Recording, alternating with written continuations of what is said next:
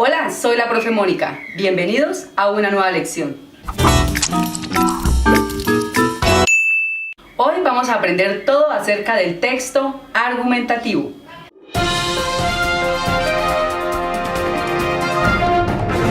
Para empezar a hablar de texto argumentativo, vamos a empezar a definir la palabra argumentar.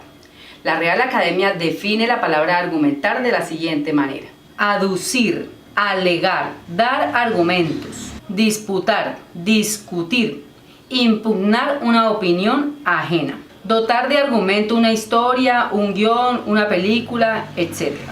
En términos generales, argumentar es defender o dar razones lógicas acerca de un tema, con el objetivo de persuadir o convencer al interlocutor. En la vida cotidiana estamos normalmente argumentando. Por ejemplo, cuando usted le pregunta a su hijo ¿por qué llegó tan tarde? Esta persona tiene que entrar a dar sus argumentos de por qué llegó tarde. ¿Con qué objetivo? Con el objetivo de convencerla de sus propias razones. También podría ser ¿por qué no me ha llamado? La otra persona entra a dar sus argumentos para tratar de convencer a la otra de las razones de por qué no la ha llamado. Entonces los argumentos son propios de la vida cotidiana. Lo que pasa es que al convertirlo en un texto es cuando nos complicamos un poquito porque tiene una estructura definida en donde usted quiere defender un tema determinado.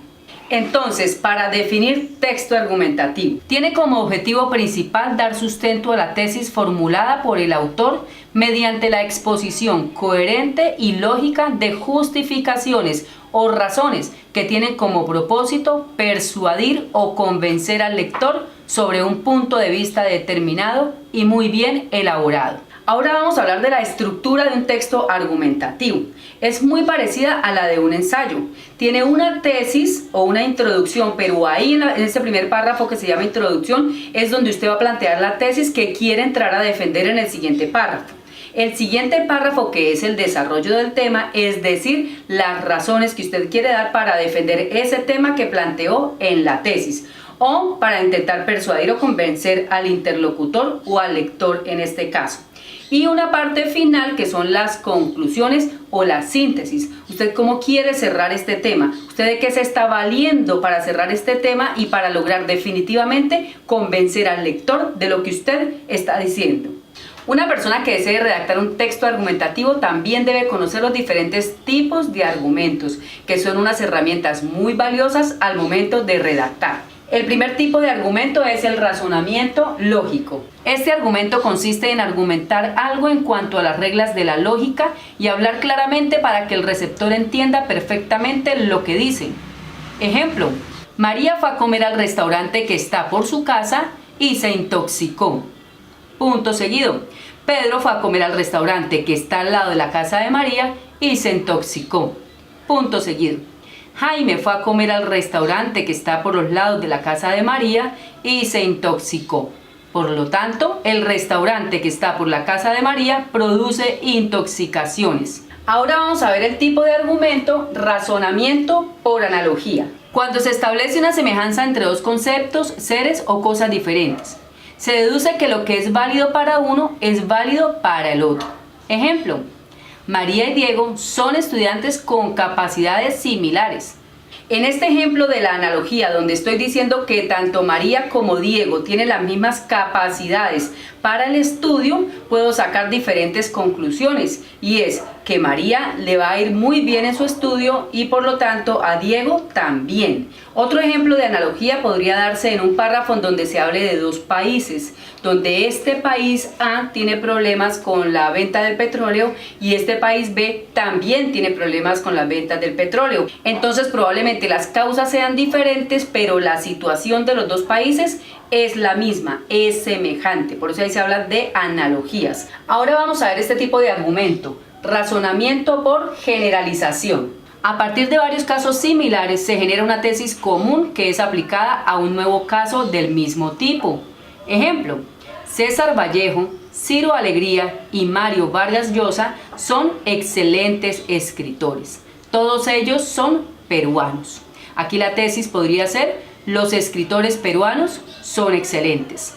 Se debe tener especial cuidado con este tipo de argumento al generalizar, porque no todo argumento se generaliza.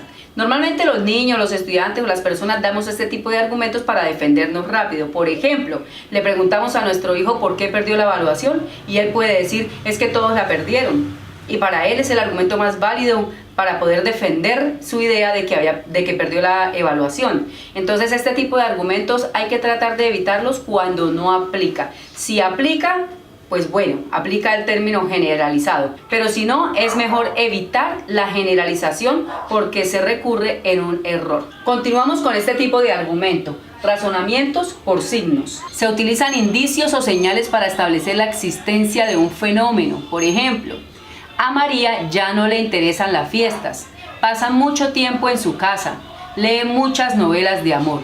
Aquí la tesis, ¿cuál podría ser?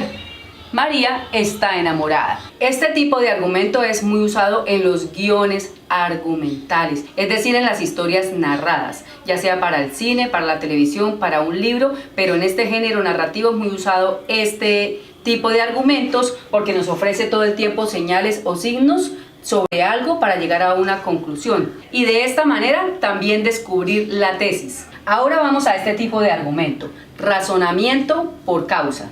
Se establece una conexión causal entre dos hechos que fundamentan la tesis. Ejemplo, la carne de ballena es muy codiciada. Las ballenas fueron cazadas indiscriminadamente y a pesar de la existencia de las leyes de protección, todavía las cazan. ¿Cuál es la tesis en este caso? Las ballenas están en peligro de extinción.